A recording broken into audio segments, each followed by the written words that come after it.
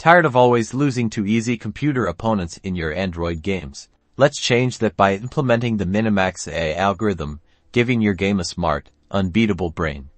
In this quick tutorial, we'll cover the core steps to integrating Minimax into your Android project. First, you need to represent your game's current state. Think of this as capturing everything important like the board layout in tic-tac-toe or the card arrangement in a card game.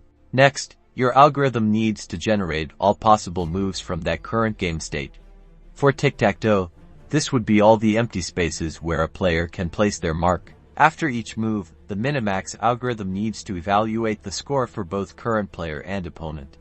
Higher scores mean better positions for current player. The core idea is that one player, the maximizing player, tries to maximize their score, while the other player, the opponent, the minimizing player, tries to minimize your score, assuming the opponent also plays optimally. The algorithm recursively explores all possible game states to a certain depth, or until a terminal state is reached: win, lose, or draw. By intelligently simulating every move ahead of the opponent, Minimax helps determine the optimal move to ensure the best outcome for the AI and give your opponent a great challenge.